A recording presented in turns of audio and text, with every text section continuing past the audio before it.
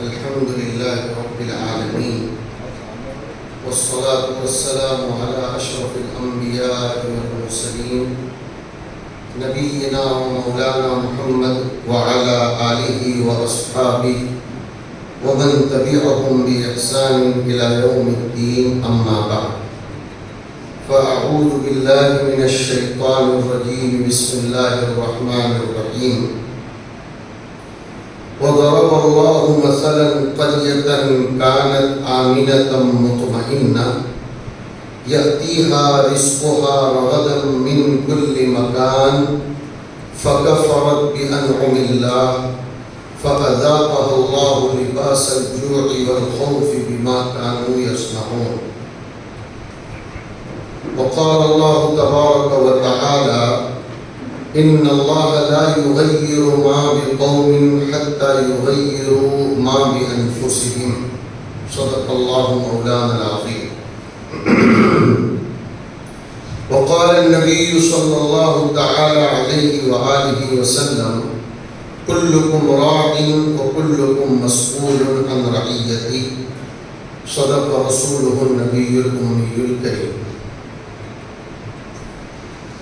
معطر و مبجل علماء کرام، دانشوران قوم و ملت، میرے بھائیوں، دوستوں اور بزرگوں، یہ ایک اتفاقی مجلس ہے ہماری۔ میری زندگی میں نے جواد جتنا ضدی آدمی کسی کو نہیں دیکھا۔ میں اچھا خاصا چھٹیوں کے 1-2 دن گزارنے کے لیے پیشگی آ رہا تھا حیدرآباد، لیکن میں پھر دوبارہ کہہ رہا ہوں کہ نہ اس سے پہلے کسی کو ضدی دیکھا اور نہ شاید تا صبح قیامت میں کسی کو ایسا ضدی آدمی دیکھ پاؤں گا۔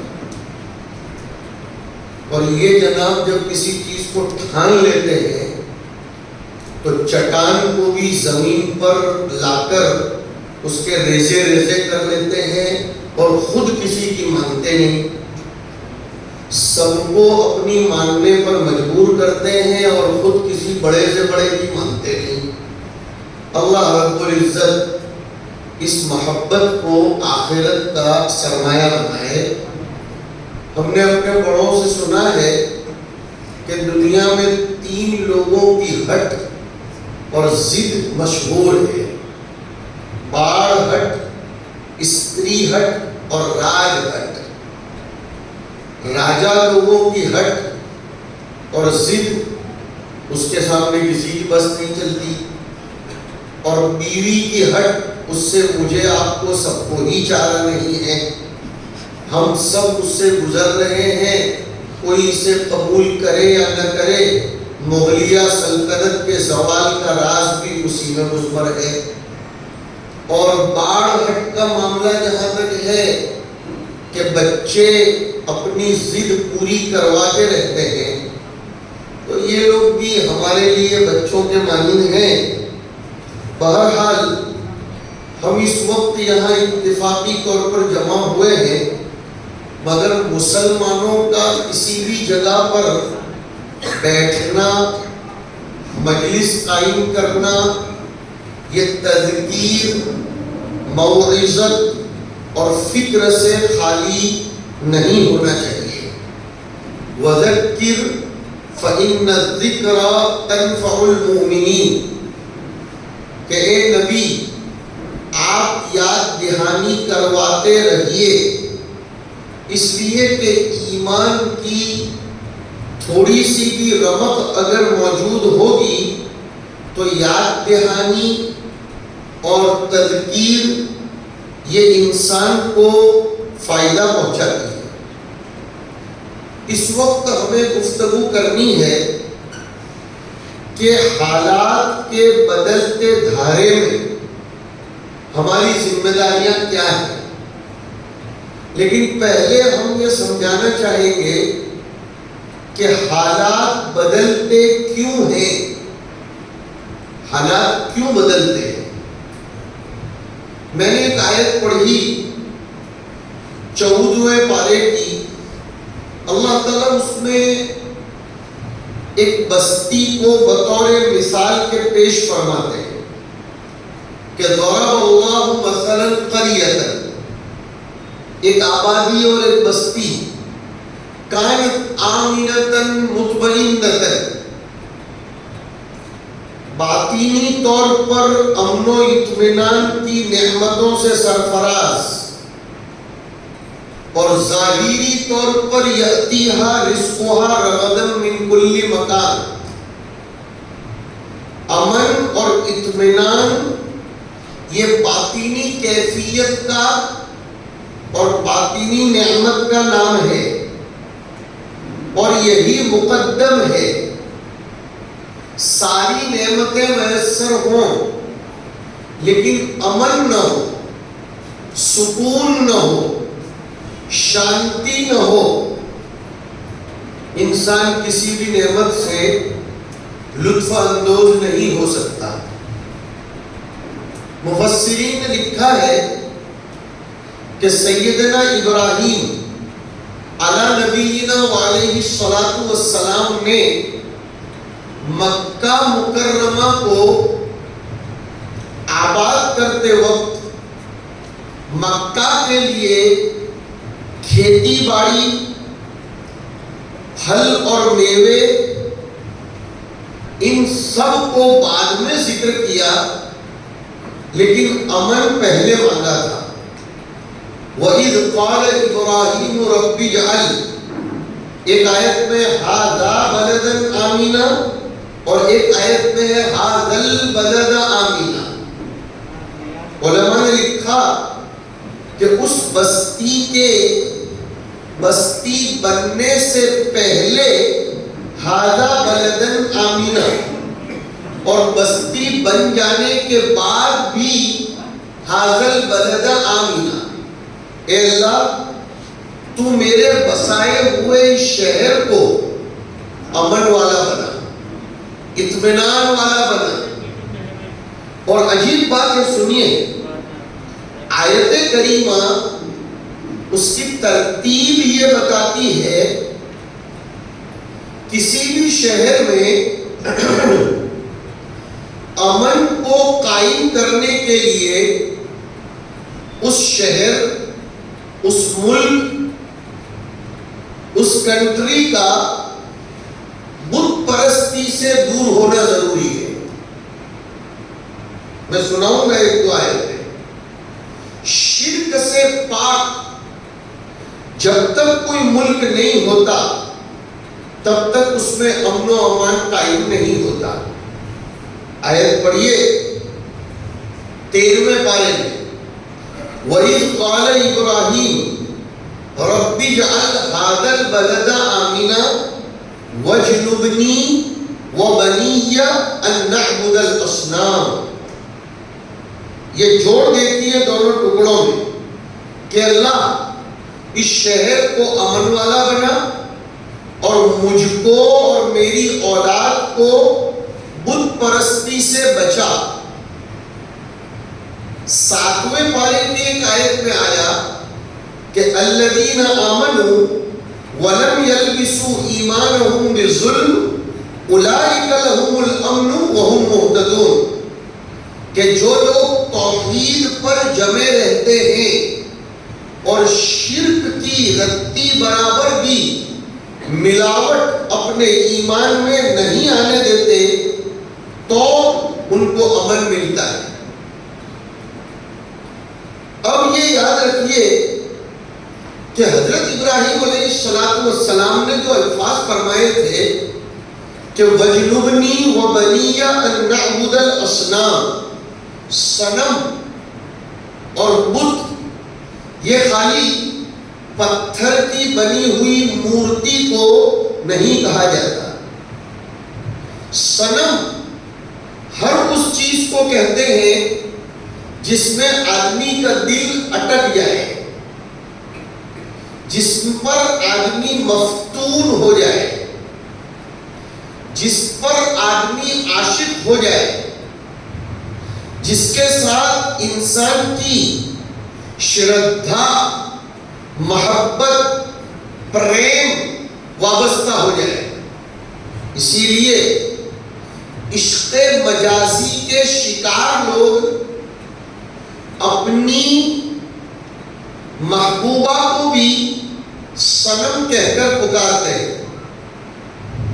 اس لیے بعض مفسرین نے لکھا کہ وَجْنُبْنِي وَبَنِيَّ أَن نَعْبُدَ الْأَصْنَامَ میں اقتضاء النص کے اعتبار سے اور ان لِكُلِّ آیَةٍ مِّنَ الْقُرْآنِ ظَاہِرًا وَبَطْنًا اس کے پیش نظر مال بھی صنم ہے. تو وَجْنُبْنِي وَبَنِيَّ أَن نَعْبُدَ الْأَصْنَامَ مال کی محبت سے ہمیں اپنے آپ کو پاک کرنا ہوگا. دنیا بقدر ضرورت بسانا بے شک شرط ہے زندگی گزارنے کے لیے.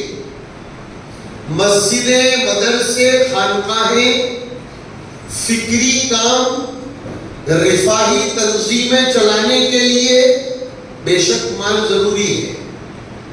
اللہ کا شکر ادا کرنے کے لیے خدا کی نعمتوں کو استعمال کر کے جنت کی نعمتوں کو اس پر قیاس کسی درجہ کرنے کے لیے مال ہونا ضروری تو ہے، لیکن وہ ہمارا منتہائے علم اور مرکز فکر و نظر اور مورد عنایت نہیں ہونا چاہیے. اسی طرح دولت و ثروت، پراپرٹی، ہمارے بیوی بچے، یہ بھی صنم میں داخل ہو جاتے ہیں. اس لیے کہ انسان اپنی اولاد کی مرضی اور اپنی اولاد کو خوش رکھنے کی خاطر یا ان کو زندگی میں VIP اور لگزریس لائف گزارنے کے لیے کیا کچھ نہیں کر گزرتا وہ میں اور آپ جانتے ہیں. اور اسی فتنے کی طرف وَجْنُبْنِي وَبَنِيَّ أَن نَعْبُدَ الْأَصْنَامَ اسی فتنے کی طرف سرکار دو عالم صلی اللہ علیہ وسلم نے اشارہ فرمایا کہ قیامت کی نشانیوں میں سے ایک نشانی یہ ہوگی کہ ان تلد الامۃ ربتہا، جس کا ایک مفہوم یہ ہے کہ باپ اپنی اولاد کا فرما بردار بن جائے گا. اولاد باپ کی فرما بردار نہیں بلکہ باپ اپنی اولاد کا فرما بردار بن جائے گا. اولاد باپ کی منشا پر پوری نہیں اترے گی بلکہ باپ کوشش کرے گا کہ میری اولاد کی منشا پر میں پورا اتروں اور میری اولاد کسی بھی درجہ مجھ سے ناراض نہ ہونے پائے، چاہے تربیت کے جو اصول ہیں وہ اصول مجھے چھوڑ ہی کیوں نہ دینے پڑے، چاہے مجھے اس کے لیے کوئی فراڈ، کوئی دھوکہ، کوئی بے اصولی نہیں بلکہ بد اصولی ہی کیوں نہ کرنی پڑے. اور پھر اس قسم کی اولاد کو مستقبل کا معمار سمجھنا اور فیوچر کے برائٹ کرنے کا ذریعہ سمجھنا یہ غلط فہمی ہے. تو میں عرض یہ کر رہا تھا کہ اللہ تعالیٰ فرماتے ہیں کہ ایک بستی، ایک گاؤں ایسا تھا کہ کانت آمینۃ مطمئن تھا، وہ امن اور اطمینان کی زندگی بسر کر رہا تھا. یأتیہا رزقہا رغدا من کل مکان، اس کی روزی چاروں طرف سے آتی تھی. تو پھر حالات بدلے کیوں؟ پھر اس ملک کو اللہ نے شکنجے میں کیوں لیا؟ اس ملک کی حالت ابتر اور بدتر کیوں کر دی؟ اللہ فرماتے ہیں اس کی وجہ فَكَفَرَتْ بِأَنْعُمِ اللَّهِ کہ اس ملک نے، اس بستی نے، اس گاؤں نے اللہ کی نعمتوں کی ناشکری کی. اللہ کی نعمتوں، نعمت نہیں جمع کا صیغہ ہے. نعمتوں میں صحت بھی نعمت، رزق بھی نعمت، اولاد بھی نعمت، مال بھی نعمت، قوت فکریہ بھی نعمت، ساری نعمتیں. ہمیں یہاں سوچنا پڑے گا. ہم ہندوستان کے لوگوں نے عموماً اور مسلمانوں نے خصوصاً اللہ کی نعمتوں کی ناشکری کی. ہم نے اپنی تندرستی کا بیجا استعمال کیا، اپنی طاقت کا غلط استعمال کیا. دو طریقے سے، یا تو فزیکلی طور پر اپنی طاقت کو ہم نے سنبھالا نہیں، ہم نے اپنی صحت کی حفاظت نہیں کی، کھا پی کر ہم بستروں کے حوالے ہو گئے، شہوتوں کی نظر ہو گئے، اور جسم کو نقصان پہنچانے والی چیزیں ان کا استعمال ہم کثرت سے کرتے ہو گئے. جتنے ہوٹل بڑھے اتنے ہاسپٹلز بڑھے. ہم اور آپ دیکھ رہے ہیں، جتنے ہوٹل بڑھے اتنے ہاسپٹلز بڑھے. اور ہوٹلوں کی آبادی یہ مسلمانوں سے ہے. غیر قوم ہوٹلوں کو، چائے کی لاریوں کو، ریسٹورنٹس کو، بیکریوں کو اتنی آباد کرنے والی نہیں ہے جتنی یہ قوم آباد رکھتی ہے. ایک فلسفی کے طور پر سروے کر کے سمجھانا چاہتا ہوں. گھر میں ہماری مائیں اور بہنیں، ہماری بیویاں جو ہمارے لیے کھانا پکاتی ہیں وہ خدمت کے ارادے سے پکاتی ہیں، اور ہوٹلوں میں جو کھانا پکتا ہے وہ اجرت کے ارادے سے پکتا ہے. خدمت اور اجرت دونوں میں بہت بڑا فرق ہے. خدمت کے جذبات کے ساتھ کیا جانے والا کوئی بھی عمل روحانیت میں انقلاب برپا کرتا ہے، اسپرچول پاور کو بڑھاتا ہے. خدمت کی نیت سے کیے جانے والے عمل میں ہمیشہ اس بات کا لحاظ رکھا جاتا ہے کہ میرے مخدوم کو کوئی گزند، کوئی تکلیف اور کوئی ضرر نہ پہنچے. ضرر پہنچانے والی چیزوں کو دور کیا جاتا ہے. لمحہ لمحہ اس کی فکر کی جاتی ہے، اور اجرت کے قصد سے کیے جانے والے کام میں صرف اجرت کو جمع کرنا منشا ہوتا ہے، پیسے بٹورنا مقصود ہوتا ہے. سامنے والے کا چاہے جو نقصان ہو جائے اس کی کوئی پرواہ نہیں ہوتی. اسی لیے اس کو ٹیسٹ فل بنانے کے لیے اجینو موٹو یا دنیا بھر کے مسالے ڈالنے پڑتے ہیں. اور گھر کی خواتین یہ اندرونی جذبات اور خدمت کے ارادوں سے جو ہمارے لیے کھانا تیار کرتی ہیں اس میں انہیں اتنے مسالہ جات نہیں ڈالنے پڑتے، خدمت کے جذبات کام کرتے ہیں. تو اولاً تو ہم اس معنی کر ذمہ دار ہیں کہ ہم نے اپنی صحتوں کے ساتھ کھلواڑ کیا. اور جو لوگ اس سلسلے میں پرہیز کرتے ہیں اور خوب احتیاط سے کام لیتے ہیں، انرجی ان میں آتی ہے، تو وہ اپنی طاقت کا ناجائز استعمال کرتے ہیں. اس طاقت کے ذریعے آنکھ کی بینائی بڑھتی ہے، کان کی قوت شنید بڑھتی ہے، لیکن ہم اس کا ناجائز استعمال کرتے ہیں۔ ہمارے کھانے پینے کے اصول ہمیں سب سے پہلے بدلنے ہوں گے۔ لائف اسٹائل یہ ہمیں سب سے پہلے چینج کرنی پڑے گی۔ ہمیں اپنے کھانے پینے کے اوقات، کھانے پینے کی کوانٹٹی اور کھانے پینے کی کوالٹی، اس کو بھی چینج کرنا پڑے گا۔ ہماری ذمہ داریوں میں یہ چیز بھی داخل ہے۔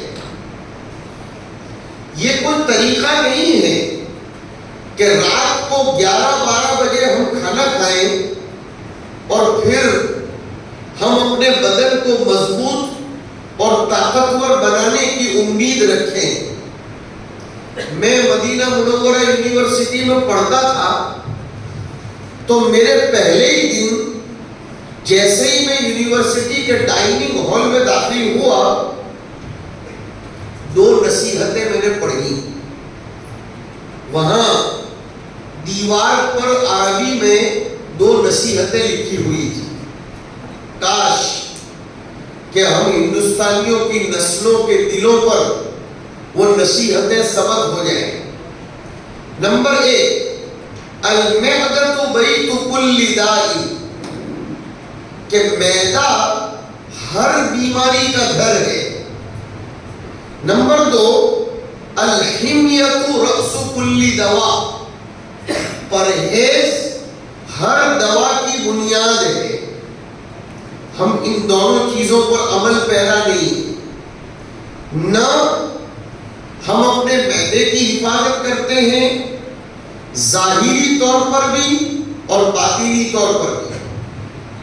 فزیکلی ہارمفل غذائیں لینے میں ہم ذرا بھی کسر نہیں رکھتے، اور اسپرچولی حرام غذائیں کھانے میں بھی ہم پرہیز نہیں کرتے۔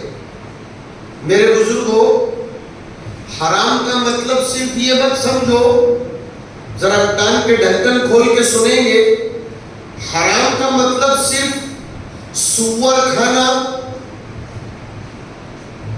شراب پینا، جھٹکے کا گوشت کھانا یہی نہیں ہے، بلکہ کسی کا مال دبا کر، جاب پر جھوٹ بول کر، جاب میں وقت کی پابندی نہ کر کے، کسی کو دھوکہ دے کر، جھوٹ بول کر، باپ کے مرنے کے بعد اپنی بہنوں کا حق نہ دے کر، رشوت لے کر، فراڈ کر کے لینے والے پیسے جمع کر کے، چاہے کسی مفتی صاحب کے ہاتھ کا ذبح کیا ہوا گوشت بھی کھاؤ گے، وہ حرام ہوگا۔ مفتیان کرام سے پوچھئے، کچھ چیزیں اپنی عین کی بنیاد پر حرام ہوتی ہیں اور کچھ چیزیں سبب کی وجہ سے یا کسی صفت کی وجہ سے حرام ہوتی ہے۔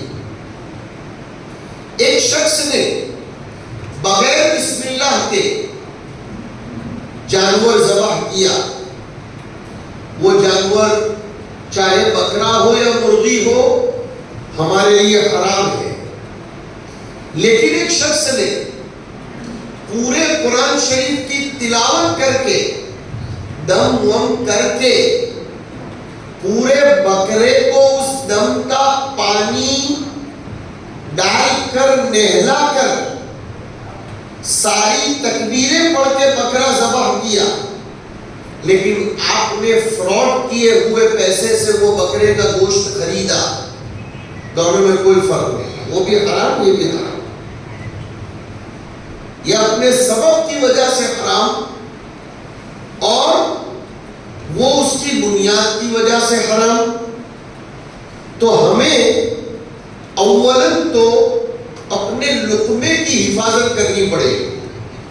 قرآن شریف نبیوں کو مخاطب کر کے کہتا ہے، یا ایھا الرسل کلوا من الطیبات واعملوا صالحا، کہ اے رسولوں کی جماعت پہلے حلال لقمے اپنے پیٹ میں ڈالو اور پھر نیک عمل کرو تو تمہارا نیک عمل کوئی انقلاب برپا کر سکے گا، تو تمہارا نیک عمل کوئی انقلاب برپا کر سکے گا۔ حضور صلی اللہ علیہ وسلم سے ذرا توجہ دے کر سنیں گے، جیسے بزدلی، کمزوری، فقیری، کفر، ان سب چیزوں سے اللہ کی پناہ طلب کرنا ثابت ہے، توجہ دے، ویسے ہی حضور قرضدار ہونے سے بھی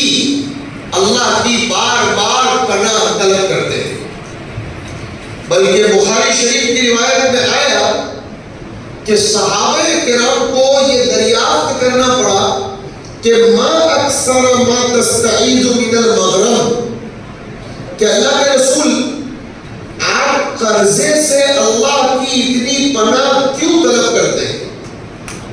قرضہ لینا کوئی گناہ تو نہیں ہے ہماری نظروں میں، لیکن میں انالیسس کروں گا، ہماری نظروں میں قرضہ لینا کوئی گناہ تو نہیں ہے، لیکن میں کہتا ہوں گناہ۔ اگر ضرورت پورا کرنے کے لیے قرضہ لیا جائے تب تو گناہ نہیں ہے، لیکن سہولتوں کے پیش نظر، لگزریس لائف اسٹائل اور لوگوں میں اپنا نام کرنے کے لیے، عیش کے لیے، فالتو خرچوں کے لیے قرض لیا جائے تو ایسا قرضہ یہ کفر سے کم نہیں ہے۔ حضور سے پوچھا گیا کہ آپ قرضے سے اتنی زیادہ اللہ کی پناہ کیوں طلب کرتے ہیں؟ حضور نے جواب دیا کہ ان الرجل اذا غریب حدث فکذب ووعد فاخلف، کہ قرض دیکھنے میں ایک بیماری ہے، ایک مصیبت ہے، لیکن جب آدمی قرضدار بنتا ہے تو جھوٹ بھی بولتا ہے، وعدہ خلافی بھی کرتا ہے، اور ایک قرضہ اس کو کئی گناہوں تک لے جاتا ہے۔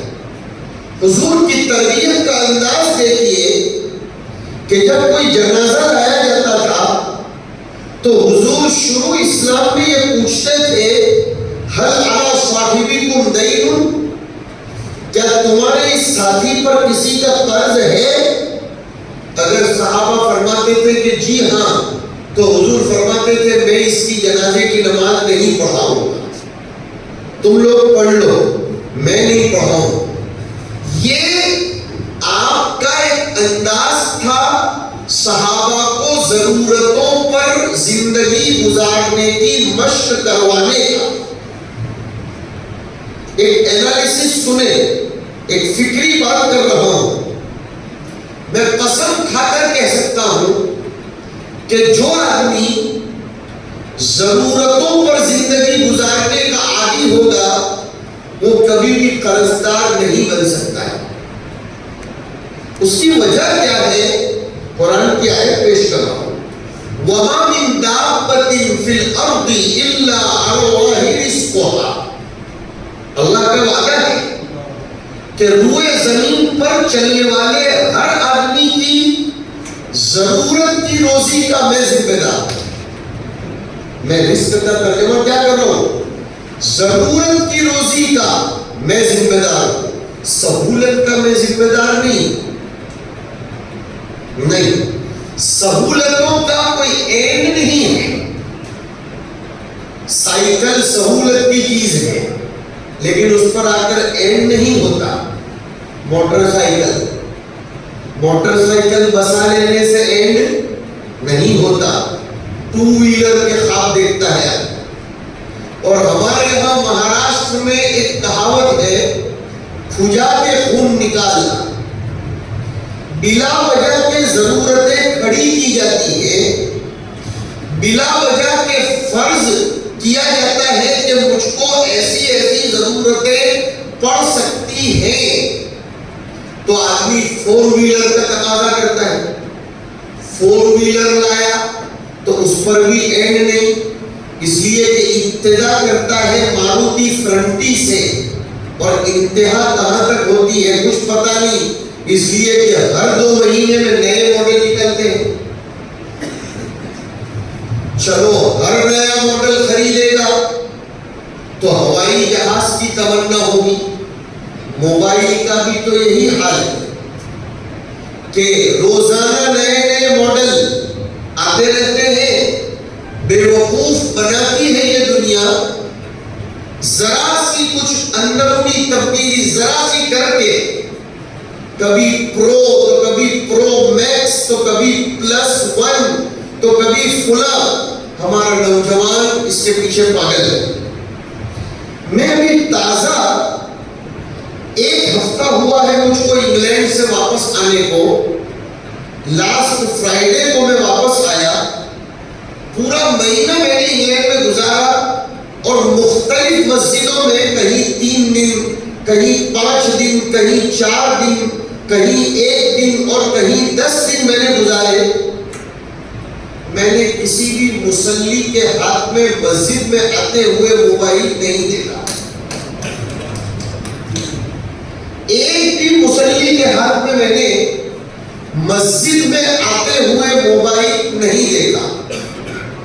حالانکہ وہ لوگ بزنس میں ذمہ دار اور جہاں سے ٹیکنالوجی پیدا ہو رہی ہے، جو ملک پروگریس اور ڈیولپمنٹ کی نشان منزل کو روزانہ طے کرتا جا رہا ہے، وجہ یہی ہے جو میں سنا رہا ہوں.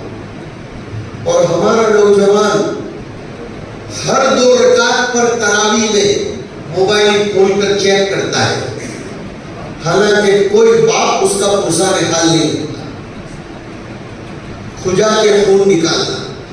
ایک صاحب کو ہم نے دیکھا اورنگ آباد میں، ہمارے ساتھ وہ تھے سفر میں، وہ ہر ایک کو کہتے جا رہے تھے تمہارے گروپ میں مجھ کو جوائن کر لو، اس کو کہہ رہے تھے تمہارے گروپ میں مجھ کو جوائن کر لو، تمہارے گروپ میں. انا للہ و انا الیہ راجعون. عقل مند لوگ تو وہ ہوتے ہیں جو اپنی پروفائل پر یہ لکھتے ہیں کہ بلا ضرورت اور بلا اجازت کے مجھے کسی گروپ میں شامل مت کرنا. یہ ہے ہمارے انحطاط کا بہت بڑا سبب. ذمہ داریاں یاد دلا رہا ہوں. ہم سب سے زیادہ برباد اگر کسی نعمت کو کر رہے ہیں تو وہ وقت کو. اور معاف کیجیے مجھ کو، آپ کے علاقے کے بچوں کی داستان سنا رہا ہوں. اسی لندن میں لاسٹ ویک میں رات کو واکنگ کر کے 1:30 بجے مسجد کے میرے کمرے میں آ رہا تھا. دن میں کوئی ساتھی مجھ کو ایسے نہیں ملتے تھے جن کے ساتھ میں واکنگ میں جاؤں، تو تراویح کے بعد میں تھوڑا سا کچھ کھانا کھا کر واکنگ کے لیے نکلتا تھا. جب میں واکنگ کر کے مسجد کی طرف آ رہا تھا تو 2-3 جگہوں پر 4-5 نوجوان کھلے، بالکل کھلے دروازے کے باہر، جبکہ پورا لندن سویا ہوا ہے، وہ طوفان بچا رہے تھے، باتیں کر رہے تھے، مٹر گشتیاں کر رہے تھے. میں نے پوچھا یہ کون لوگ ہیں، ان کو بلا کر پوچھو. پوچھا گیا تو پتا چلا وہ تلنگانہ کے بچے ہیں جو اسٹڈی کے نام سے وہاں گئے اور اپنی ڈسپلن سے وہاں کی ڈسپلن کو بگاڑنے کی محنت کر رہے ہیں، نہ کہ وہاں کی سدھری ہوئی ڈسپلن سے اپنے آپ کو سدھارنے کی کوشش کر رہے ہیں. یہ ہمارے یہاں کی تربیت کا فقدان ہے. جبکہ وہاں ایک عادت یہ ہے مسلمانوں میں بھی کہ 10 بجے وہ اپنے بچوں کو سلا دیتے ہیں. اور وجہ کتنی شاندار کہ مفتی صاحب یہ بچہ رات میں دیر سے سوئے گا تو صبح اسکول کے لیکچر میں وہ دھیان کیا دے سکے گا؟ اس کے دماغ پر تو نیند کا خمار ہوگا. بھلے آنکھ کھلی ہوگی لیکن دماغ تو کام نہیں کرے گا. زبردستی بھی وہ اپنے بچوں کو 10 بجے سلا دیتے. یہ روٹین آف دی لائف ہمیں چینج کرنا پڑے گا.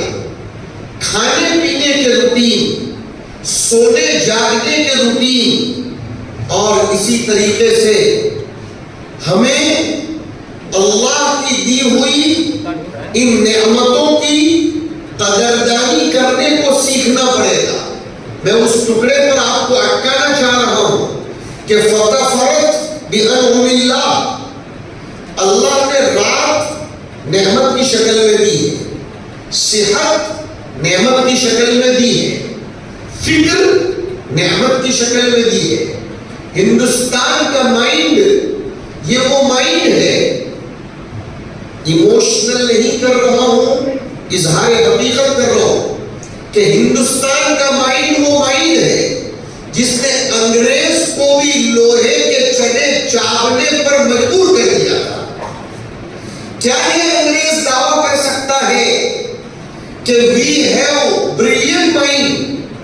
اگر آپ کے پاس بریلینٹ مائنڈ تھا تو دارالعلوم دیوبند میں دہی اور چٹائی پر بیٹھ کر انقلاب برپا کرنے والی ہستی نے ان کے دانت کھٹے کر دیے. وہ دماغ کس کا تھا؟ ہندوستان کا دماغ تھا نا. میڈیکل لائن میں، انجینئرنگ لائن میں ہندوستان کے دماغ نے لوگوں کو اپنے سامنے جھکنے پر مجبور کیا. انفارمیشن ٹیکنالوجی ہندوستان کے نوجوان اس وقت بھی اس میں سب سے آگے ہے، لیکن اب ہماری نسل ان سب چیزوں میں پیچھے جا رہی ہے. ہم نے اپنی نسل کو عیش پسند بنایا، ان کو نشان منزل سوچنے سے بھی محروم کیا اور بتانے سے بھی محروم کیا. ہماری نوجوان نسل کو اپنی نشان منزل کا کچھ پتہ نہیں ہے کہ ہمیں آگے کہاں تک جانا ہے. ہم لوگ ایجوکیشن میں بھی فالوورز بن گئے. ایک نے اپنے بچے کو انجینئر بنایا، دوسرا بھی اسی لائن پر ڈال رہا ہے، تیسرا بھی اسی لائن پر. خاندان کے سب بچے اسی لائن پر جا رہے ہیں، کھمم کے سبھی بچے اس لائن پر جا رہے ہیں. اگر محلے کا ایک بچہ میڈیکل میں گیا، سارے ہی بچے میڈیکل میں جا رہے ہیں. کیا ہمارے ملک کو عموماً اور ہماری قوم کو خصوصاً پولیس محکمے میں نوجوانوں کی ضرورت نہیں ہے کیا؟ جوڈیشل اور میجسٹریٹ کے لیول تک سرکاری عہدوں میں ہمارے بچوں کو بھیجنے کی ضرورت نہیں ہے کیا؟ اگر ہماری نظر صرف انہی دو چار چیزوں پر رہی تو پھر ہم اپنے حالات کے لیے آواز کہاں سے اٹھا سکیں؟ ضرورت ہے ہم میڈیکل لائن میں بھی جائیں، پولیس محکمے میں بھی جائیں. ضرورت ہے ہم اپنے بچوں کو لائر بنائیں، ہم اپنے بچوں کو جج تک پہنچائیں، اور ہم اپنی آنے والی نسل کو ملک کے لیے اور ملت کے لیے رہبر بنائیں. اس لیے کہ ہمارا جنریشن، ہماری نسل رہبری کے جو حقوق ادا کر سکتی ہے وہ دنیا کی کوئی قوم رہبری کے وہ حقوق ادا نہیں کر سکتی. اس کی وجہ یہ ہے کہ ہمارے یہاں رہبری کو، راستہ بتانے کو تجارت نہیں بلکہ عبادت قرار دیا گیا ہے. تجارت کریں. میں ایک حدیث شریف پیش کرتا ہوں، آپ کے تھنکنگ ٹینک کو دستک دے رہا ہوں.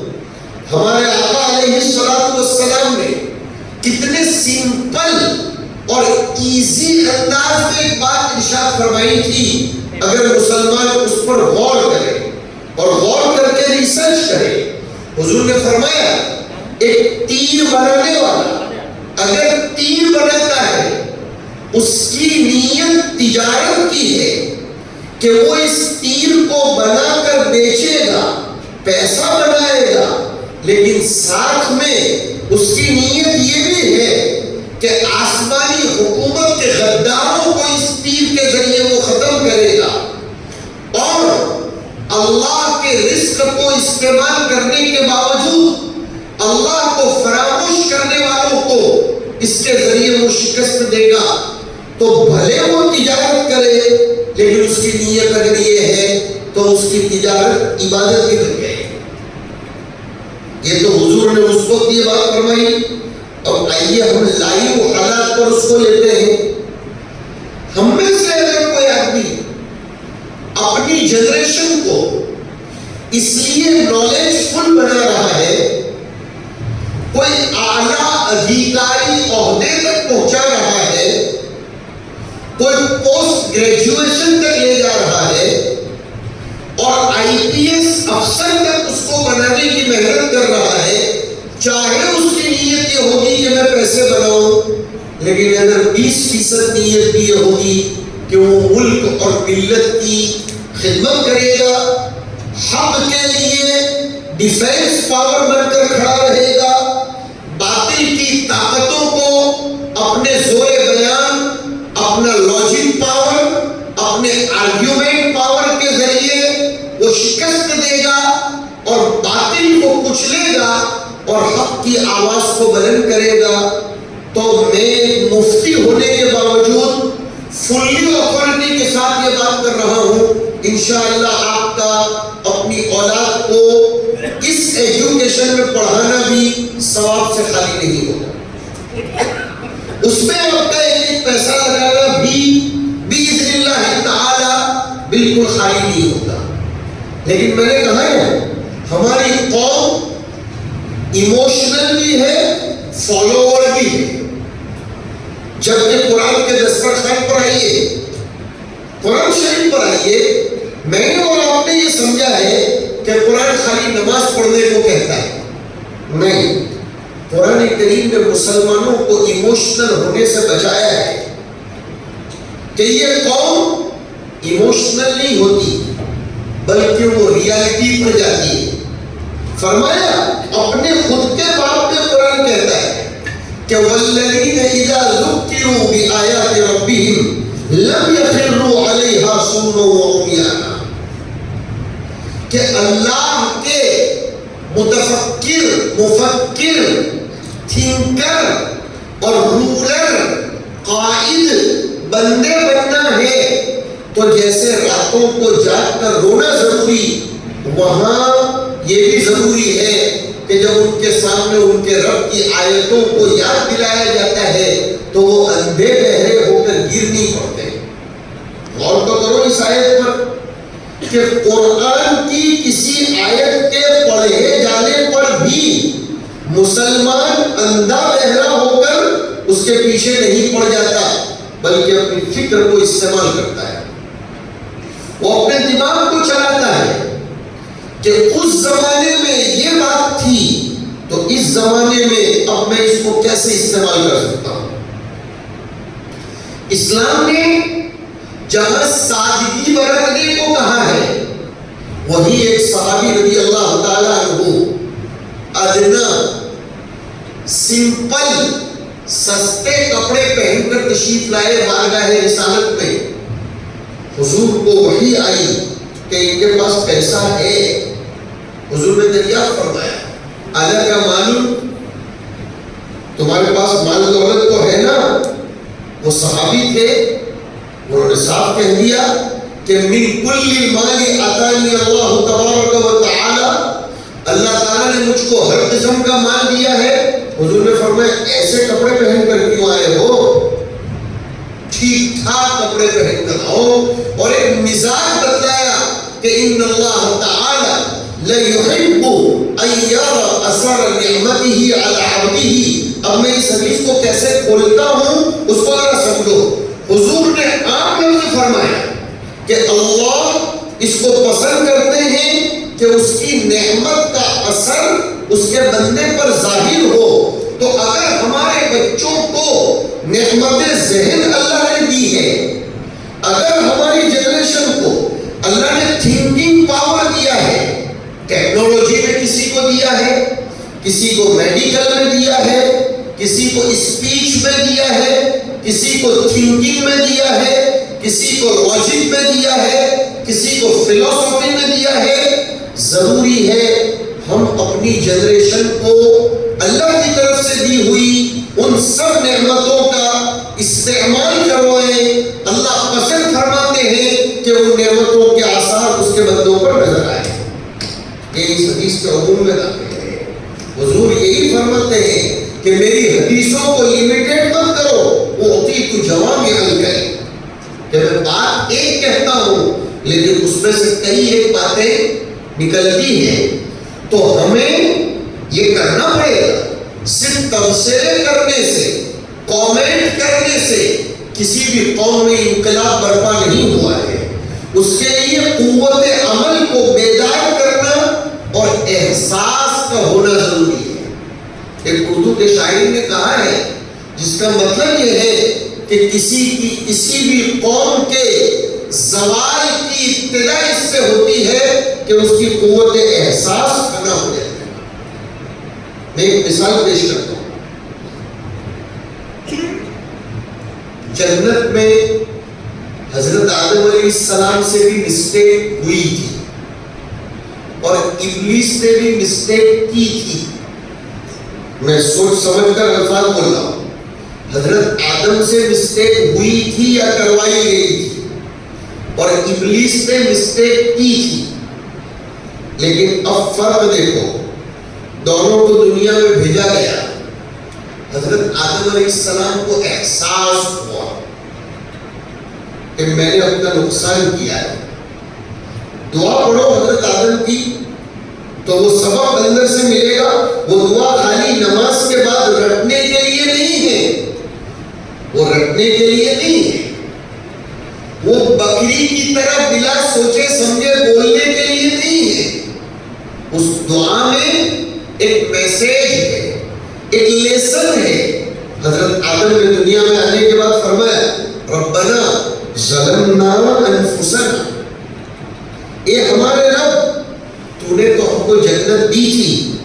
میں اور میری بیوی مزے اڑا رہے تھے، انجوائفل لائف پاس کر رہے تھے، لیکن ہم سے بھول ہو گئی.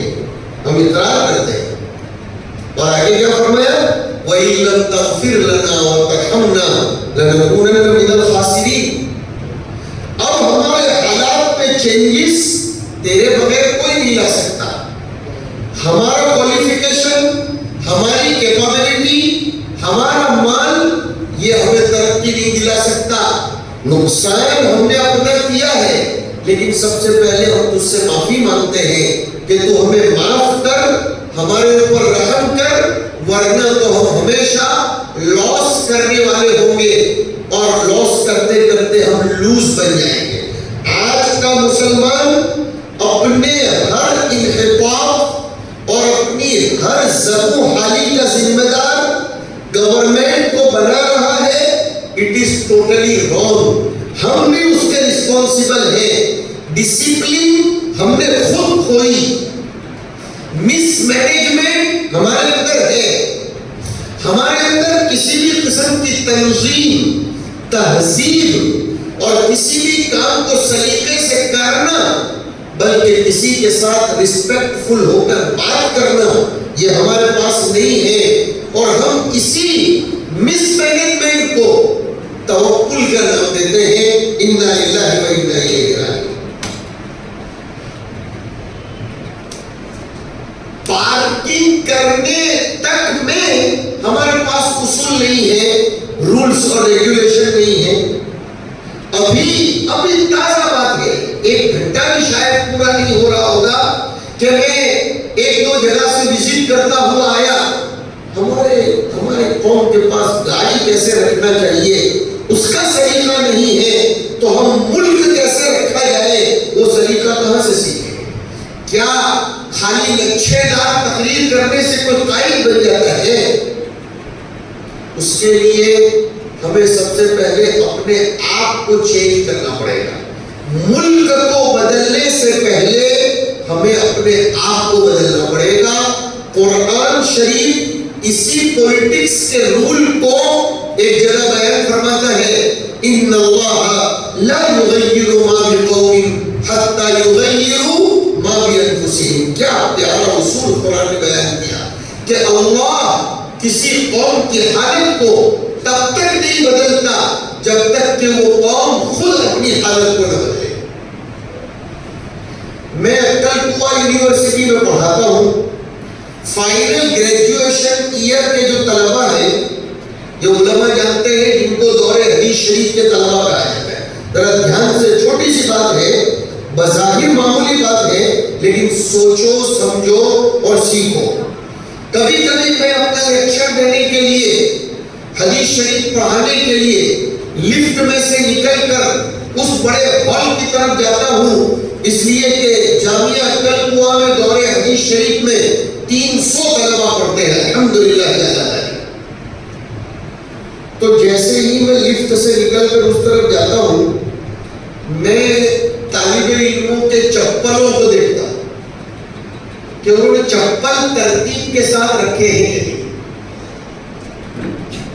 ایک دو دفعہ ان کو نصیحت کرتا ہوں، پھر بھی اگر وہ نہیں سمجھتے، کچھ ہوتے ہیں ایسے، پوری دنیا ہی اگر سیدھی ہو جائے تو کہنا کیا. وہ ایک فارسی کے شاعر نے کہا ہے، دوزخ تیرا وہ سوزت گر ابو لہب نہ باشد، کہ اگر ابو لہب جیسی آئٹمیں نہ ہو تو جہنم کس کام کی. تو کچھ طلبہ چپل ادھر ادھر رکھتے ہیں، سمجھانے کے باوجود اگر وہ نہیں مانتے تو میں ان کو سزا یہ دیتا ہوں کہ ایک بوریے میں، ایک تھیلے میں ان کی چپل جمع کر کے دور کے کسی کھیت میں پھینکوا دیتا ہوں اور پھر اعلان کرواتا ہوں کلاس میں کہ تمہاری چپلیں فلاں جگہ پر رکھی ہوئی ہیں، جا کر لے آؤ. ہمارے پڑھانے والے دوستوں میں سے ایک دو دوستوں نے مجھ سے سوال کیا کہ مفتی صاحب آپ اس پر بھی اتنا دھیان دیتے ہو. میں نے کہا آغاز یہی سے تو ہوتا ہے کہ جو بننے والے لیڈر چپل ترتیب سے نہیں رکھ سکتے وہ امت کو کیسے ترتیب سے رکھیں گے. ہمیں اپنے بچوں کی ان چھوٹی چھوٹی حرکتوں پر بھی نظر کرنی ہوگی. ہمیں اپنے گھروں میں ہر چیز پر بہت گہرائی کے ساتھ نظر ڈالنی ہوگی کہ ہمارا بچہ صبح اٹھنے کے بعد اپنا بستر خود ٹھیک کرتا ہے کہ نہیں. حال یہ ہے ہمارے بچے 22 سال کے ہو جاتے ہیں لیکن ہر چیز اپنی ماں کے حوالے. میرا فرانس جانا ہوا تھا رمضان سے پہلے. میں آپ کو بتا رہا ہوں کہ فارین کنٹریز ڈیولپ کیسے ہو رہی ہے. ایسا نہیں ہے کہ خالی ان کے پاس پیسہ ہے، شاید پیسہ ہندوستان کے پاس ان سے زیادہ ہے، لیکن وہ تو مقدر یہ ہے کہ ہر ریلوے اسٹیشن پر آزو بازو سلم ایریا پہلے نظر آتا ہے. اس لیے لوگوں کے ذہنوں میں یہ ہے کہ ہندوستان غریب ہے، ورنہ ہندوستان کے شو رومز میں جو آئٹمیں ہیں وہ میں نے لندن کے شو روم میں بھی نہیں دیکھی. سچی بات کر رہا ہوں. میرا فرانس جانا ہوا تھا رمضان سے پہلے. مولانا کے ساتھ ہم عمرے کے سفر میں تھے اور اس کے ایک ہی دن کے فوراً بعد میرا فرانس جانا ہوا. آپ تعجب کریں گے، بہت بڑے مالدار آدمی کے گھر پر میرا رکنا ہوا تھا، بہت بڑے. ان کا مہینے کا رینٹ 80 لاکھ روپے آتا ہے، صرف رینٹ ان کی پراپرٹیز کا. لیکن ان کے گھر کے اصول سنانا چاہا.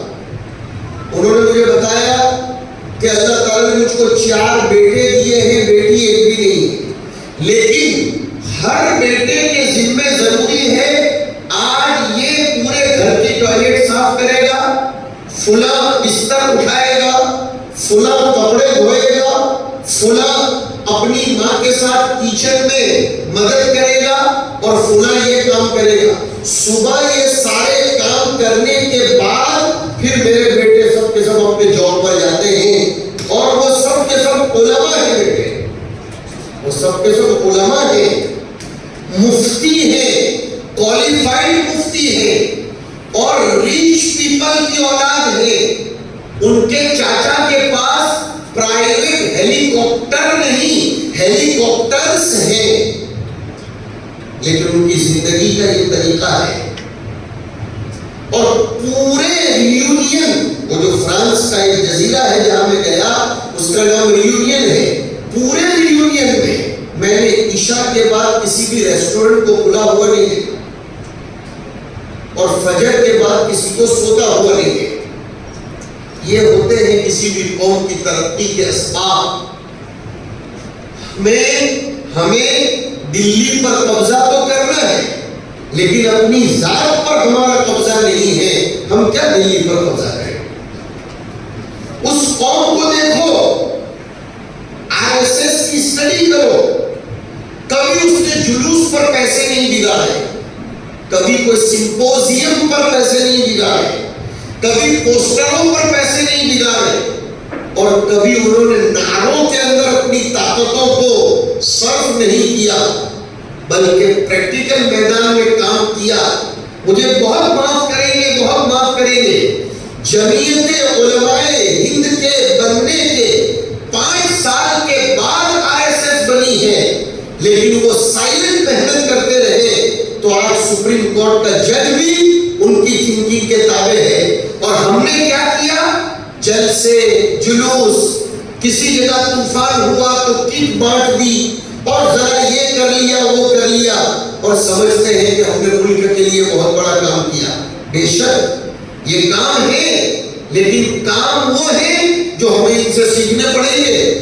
انگلینڈ میں ایک پوری اسٹریٹ ہے جہاں صرف یہودی قوم بستی ہے. میں وہاں بھی گیا, میری عادت ہے کہ میں تقابلی اور مقارنتی اسٹڈی کرتا ہوں, دونوں طرف کو دیکھتا ہوں تاکہ کچھ سیکھنے کو ملے. ہم نے دیکھا کہ یہودی قوم رات کو 8 بجے کے بعد مجال ہے کہ ان کا کوئی بچہ آپ کو باہر نظر آتا ہو, مجال ہے کہ کوئی بچہ ان کا 8 بجے کے بعد باہر نظر آتا ہو. وقت پر سونا, وقت پر اٹھنا, اور مجال ہے کہ سنیچر کے دن وہ کوئی بھی کام کرتے ہو. میرا پناما جانا ہوا تھا ساؤتھ امریکہ میں, وہاں بھی پورا ایک یہودی کا علاقہ ہے.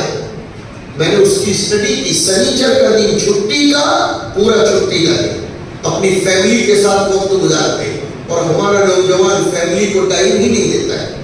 پان کھانے سے, تمباکو کھانے سے اس کو فرصت نہیں, دن بھر باہر رہے گا. اللہ کی ایک بندی کو نکاح کر کے لائے ہیں, کیا اس کا تقاضا نہیں ہے کیا آپ اس کے ساتھ بیٹھیں؟ کیا وہ صرف سیکس کی ضرورت پورا کرنے کا مشین ہے؟ نعوذ باللہ من ذالک. قرآن نے تو اس کو سکون کا ذریعہ بتایا ہے. تو ضرورت ہے اس بات کی کہ رات کو ہم اپنی فیملی کے ساتھ بیٹھیں. 1999 میں مانچسٹر میں تھا, انگلینڈ کا بہت بڑا شہر ہے. وہاں ایک انگلش گیزٹ اخبار نکلتا ہے. میں نے اس کے ایڈیٹوریل کلم میں پڑھا, اس نے سروے کر کے لکھا تھا کہ فیملی کو سب سے کم ٹائم دینے والی اگر دنیا میں کوئی قوم ہے تو وہ ایشین پیپل ہے, جو فیملی کو ٹائم نہیں دیتے, جس کی وجہ سے ان کی اولاد کسی کام کی نہیں بنتی ہے. اس لیے کہ ادھر باپ موبائل لے کر بیٹھا ہے, ادھر ماں لیپ ٹاپ لے کر بیٹھی ہے, تو پھر بچہ کیا کرے گا؟ بچے محبت چاہتے ہیں, بیوی وقت چاہتی ہے. یہ چیزیں ہیں جو ہمیں اپنے اندر پیدا کرنی پڑے گی, اور وہ صرف بولنے سے پیدا نہیں ہوگی. ہم میں کا ہر آدمی اس کی ذمہ داری لے کہ میں میرے 10 دوستوں کو اس کے اوپر عمل پیرا کروں گا, آٹومیٹیکلی قوم سدھرے گی. اصلاح کا آغاز اپنی فیملیوں سے ہوتا ہے, لیکن مصیبت ہے ہم دوسروں کو انگلی اٹھانے کے لیے پہلے تیار اور اپنی اصلاح میں سب سے اخیر میں آتے ہیں.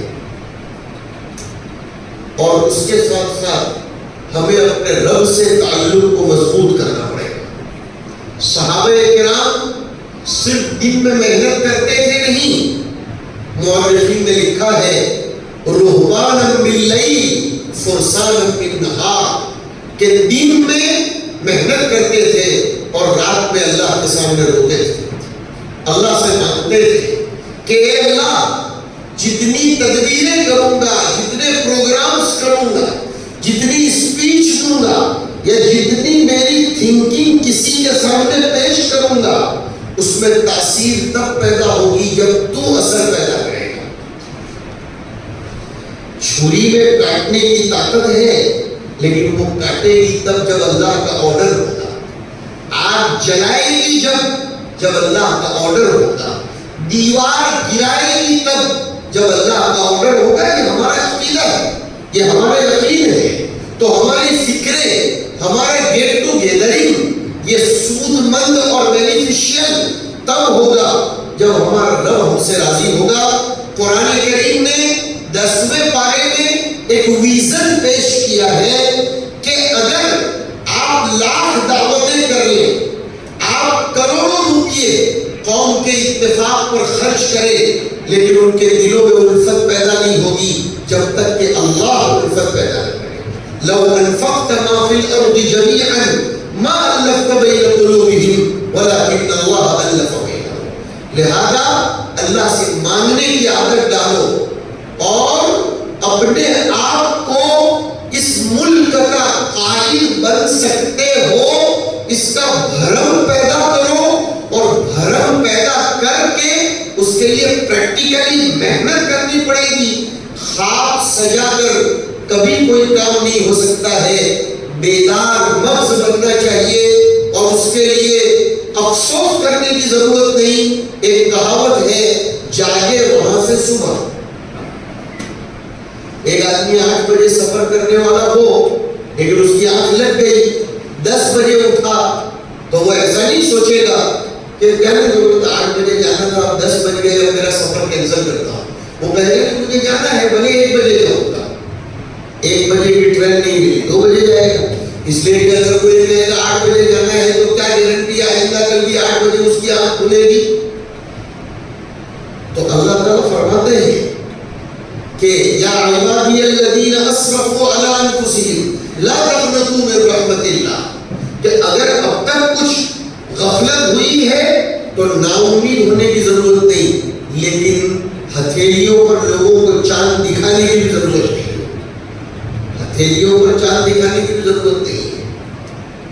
ہمیں اپنے بچوں کو فضول کاموں سے روکنا پڑے گا، اور ان کو یہ بتانا پڑے گا کہ تمہارے باپ دادے کون تھے جنہوں نے ملک و ملت کے لیے کیا کیا کیا اور کیسا جنریشن دنیا کو دیا، تمہیں اس سے زیادہ دینا پڑے گا۔ سعودی گورنمنٹ دیکھیے، اس نے اپنے دماغ پر لیا کہ سعودی کے، ذرا غور سے سنیں، یہ آخری بات کر رہا ہوں، سعودی کے ساتھ امریکہ نے خوب پلے کیا، گیم پلے کی طرح کھیلا، سعودی کے پورے مال کو اس نے برباد کیا اور نہ جانے کیسا کیسا نقصان پہنچایا۔ اب وہاں کی قوم میں بیداری آئی تو انہوں نے ویژن 2030 کے نام سے ایک اعلان دیا، ایک اناؤنسمنٹ کیا، ویژن 2030۔ اتنا زبردست اعلان دیا کہ ابھی جو لوگ تازہ عمرہ کر کے آئے ہیں، اگر انہوں نے دھیان سے دیکھا ہو تو حرم شریف کے جھاڑو لگانے والے جو شرٹ پہنتے ہیں اس پر بھی لکھا ہے ویژن 2030۔ ایک جنون سوار ہے کہ ہمیں اپنی کنٹری کو ایسا ڈیولپ کرنا ہے کہ ہماری قوم ہالیڈے منانے کے لیے امریکہ اور یورپ جاتی تھی، ہم اپنی کنٹری میں ایسے اسپاٹس تیار کریں گے، اور ایسے اسپاٹس تیار کریں، اسپاٹس بھی اور اسپاٹس بھی، پلیسز بھی، پیلسز بھی، کہ ہماری قوم کو باہر جا کر اپنا پیسہ خرچ کرنے کی ضرورت کیوں پڑے۔ اور اس کے لیے انہوں نے اپنی لیڈیز کو، اپنے جینٹس کو، چھوڑو ایک طرف کہ شریعت میں اس کا مقام کیا ہے، میں ابھی شریعت پر بات نہیں کر رہا ہوں، میں ایک بات آپ کے سامنے رکھنا چاہتا ہوں کہ ہمیں بیدار ہونا پڑے گا۔ اپنی بچیوں کو بھی ہم پابند رکھیں، لیکن اتنی پابندی نہیں کہ ہم اپنی بچیوں کے کوالیفیکیشن کو برباد کریں۔ ہماری مسلم بچیوں کا ذہن اللہ نے بڑا تیز بنایا ہے، ہم ان بچیوں کے ذہن کو بھی استعمال کریں، ہم ان بچیوں کو آگے بڑھائیں۔ شاہ عبدالعزیز محدث دہلوی رحمۃ اللہ علیہ نے لکھا ہے کہ جیسے قیامت کے دن مشرکوں کی طرف سے زندہ دفن کی ہوئی بچیوں کو پوچھا جائے گا کہ کس جرم میں اس کو دفن کیا، کیا زبردست بات لکھی کہ ایسے ہی قوم کی وہ بچیاں جن کی ذہنی صلاحیتوں کو ہم نے کچل دیا ہوگا، وہ بچیاں قیامت کے دن پوچھیں گی کہ تم نے ہم کو پروگریس کیوں نہیں کرنے دیا۔ وَإِذَا الْمَوْءُودَةُ سُئِلَتْ بِأَيِّ ذَنبٍ قُتِلَتْ۔ یہ ہے ہماری ترقی کے اسباب، اور ہمیں اس طرح اپنے آپ کو بدلنا پڑے گا۔ لیکن شریعت ہر چیز میں مقدم رہے گی، مگر یاد رکھو شریعت کبھی بھی ترقی کرنے سے روکتی نہیں ہے، کبھی بھی نہیں روکتی۔ شریعت ہر اس ترقی کو ایکسپٹ کرتی ہے جس میں کسی کا نقصان نہ ہو۔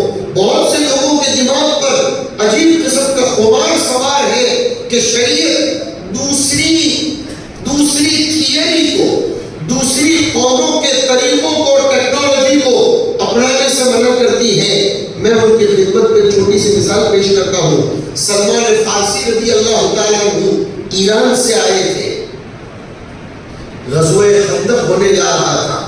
سلمان فارسی نے حضور سے فرمایا، اللہ کے رسول آپ کے عربوں میں تو وہ طریقہ نہیں ہے، لیکن ہمارے ایرانیوں میں طریقہ ہے کہ ہم کسی قوم کا مقابلہ کرنے کے لیے کھائی کھودتے ہیں، خندق کھودتے ہیں۔ حضور نے یہ کہہ کر اس کو نگلیکٹ نہیں کیا کہ نہیں ہمارے طریقے نہیں، حضور نے اس کو ایکسپٹ کیا۔ حضور نے خندقیں کھدوائی، اور بہرحال حضور کی وہ بیٹل اور وہ غزوہ سکسیسفل ہوا۔ اس سے علماء نے ایک بات لکھی کہ ہر وہ تھیوری اور ہر وہ طریقہ جو بھلے دشمنان اسلام کے اندر ہو لیکن ہماری شریعت کے خلاف نہ ہو تو اس کو ایکسپٹ کرنے میں ہمیں کوئی حرج نہیں ہے۔ یہ وہ چیزیں ہیں جو ہمیں اپنانی پڑیں گی۔ وقت بہت ہو گیا اور دوپہر سے میرے سر میں شدید درد بھی ہے، لیکن اس ضدی آدمی کے سامنے میری 1% چلتی نہیں، اس لیے میں نے کچھ باتیں آپ کے سامنے رکھ دی، لیکن مجھے امید ہے کہ انشاءاللہ ان باتوں پر غور کیا جائے گا۔ اور بھی بہت کچھ باتیں کہنے کو جی کر رہا ہے، لیکن اب طبیعت ساتھ نہیں دے رہی ہے۔ عقل مندوں کے لیے اشارے کافی ہیں۔ اللہ تعالیٰ ہونے والے اس جلسے کو، پروگرام کو انقلاب آخری بنائے، اور ہمیں اپنی عقلوں کو استعمال کرنے والا بنائے، اور ہمیں اپنی قوم کے لیے کچھ کر گزر کر اس دنیا سے جانے کی توفیق نصیب فرمائے۔ اس پروگرام کے منعقد کرنے والے، کرانے والے، اور اس میں جس اعتبار سے بھی جنہوں نے سپورٹ کیا ہو، کوآپریٹ کیا ہو اور محبت کی نظر سے دیکھا ہو، اللہ تعالیٰ ان سب کو سرخروئی نصیب فرمائے۔ حقیقت یہ ہے کہ قوم کے لیے اچھا سوچنا اور قوم کو کچھ اچھا پیغام کسی عالم کے ذریعے دلوانا، یہ بھی ایک اچھی فکر ہوتی ہے جو اللہ تعالیٰ کچھ لوگوں کو ہی نصیب فرماتا ہے، جن میں سے حافظ جواد بھی ہے ماشاءاللہ۔ ان کی نیت بڑی اچھی ہے، اللہ کرے کہ یہ نیت بارآور ثمرآور ہو اور حق تعالیٰ شان ہو۔ آپ کے اس شہر سے ایسے فرزندان ملک اور فرزندان توحید پیدا فرمائیں کہ جو یہاں سے کسی تعمیر کا آغاز کر کے پوری دنیا کے اندر اس کو پھیلانے کا ذریعہ بنائیں۔ وآخر دعوانا ان الحمدللہ رب العالمین۔ اللہم صلی وسلم وبارک علی سیدنا مولانا محمد عبدک ورسولک وصلی علی المؤمنین والمؤمنات۔ ربنا آتنا فی الدنیا حسنہ وفی الآخرۃ حسنۃ وقنا عذاب النار۔ اے اللہ ہم سب کو قبول فرما، محبوب فرما، سعادت مند بنا۔ اے اللہ ہم سب کو فکری طاقت نصیب فرما اور تیری دی ہوئی نعمتوں کا صحیح استعمال کرنے کی توفیق نصیب فرما۔ اے اللہ جو لوگ ہمارے ساتھ خدمت کا، محبت کا معاملہ فرماتے ہیں، اللہ ان کی روزی روزگار میں خوب برکتیں نصیب فرما، ان کو اجر عظیم نواز دے۔ اے اللہ خوب ہماری قوم کو احساس نصیب فرما۔ حضرت آدم علیہ السلام نے احساس کے ذریعے توبہ کیا، اور پھر اس کے بعد ان کی خطا ان کے حق میں سبب عطا بن گئی۔ اے اللہ ہمیں بھی احساس نصیب فرما، ابلیسی صفتوں سے ہماری حفاظت فرما، ہماری قوم کو تعمیری فکر نصیب فرما، ہماری دعاؤں کو مدد فضل و کرم سے حضور اکرم صلی اللہ علیہ وسلم کے مقام علی کے صدقے تو فیض قبول فرما۔ وصلی اللہ تعالی علی نبینا و مولانا محمد وعلی آلہ واصحابہ اجمعین برحمتک یا ارحم الراحمین۔